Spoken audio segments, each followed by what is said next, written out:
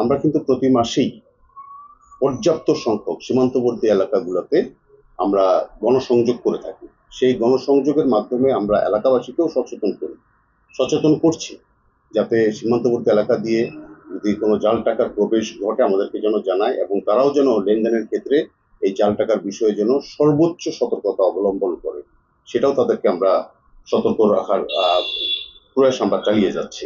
দেশের অভ্যন্তরে যেখানে জাল নোট যারা তৈরি করে, এই জাল নোট যারা দেশের ভিতরে যারা ছড়ায়, অভ্যন্তরে যারা তৈরি করে ছড়ায়, তাদের অ্যাক্টিভিটি, তাদের তৎপরতা, তাদেরকেও কিন্তু আমাদেরকে নজরদারির ভিতরে আনতে হবে, তারাও যেন তাদের জাল নোটগুলো যেন দেশের ভিতরে ছড়িয়ে দিতে না পারে। আপনাদেরকে যদি একটু অবহিত করতে চাই যে গত জানুয়ারি থেকে শুরু করে এ পর্যন্ত শুধুমাত্র শেরপুর জেলাতেই যদি আমরা ধরি, প্রায় 26 কোটি টাকার আমরা চোরাচালান মালামাল কিন্তু আমরা ধরেছি। আসামি ধরেছি পর্যাপ্ত সংখ্যক, মাদক ধরেছি 5,500-এর উপরে, মাদক বোতল সহ, ফেন্সিডিল আছে, গাঁজা আছে। এটা কিন্তু আমরা নিয়মিত ধরছি, এবং আমরা আমাদের সেই তৎপরতা, অভিযান, নজরদারি সবই কিন্তু আমরা বাড়িয়ে দিয়েছি।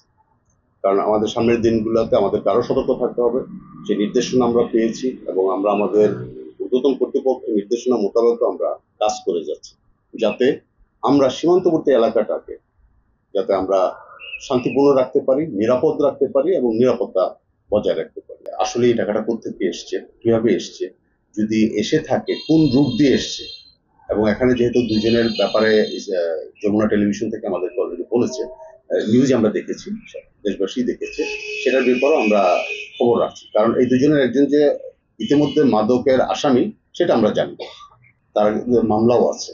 তো ওই পার থেকে এসছে কিনা সেটা আমরা আরেকটু গভীরে গিয়ে আমরা একটু খবর নেব, নাকি দেশের অভ্যন্তরে যেটা তৈরি হয়, আমাদের দেশে যে জাল নোট ছড়ায়, যেটা আমরা অনেক আগেও এর একবারে দেখেছি, সেটাই ছড়িয়েছে, সেটাও একটু খবর নেওয়ার চেষ্টা করবো। ফেন্সিডিল কিভাবে তৈরি হয় ইন্ডিয়ার ভিতরে বা পার্শ্ববর্তী দেশগুলোতে, ইয়াবা কিভাবে তৈরি, এগুলা কিন্তু অনেক ভিডিও কিন্তু আমরা দেখেছি, বাট জাল নোটের বিষয়ে কিন্তু এই তথ্যগুলো এর আগে কখনো আসেনি। বাট আমাদের নজর আছে, যেহেতু একটা রিপোর্ট এসছে, অবশ্যই এটা সীমান্তবর্তী এলাকার সাথেও এটা জড়িত আছে। সো আমাদের নজরদারির ভিতরেই আছে এলাকাটাকে আরো কঠোর নজরদারির ভিতরে নিয়ে আসার জন্য।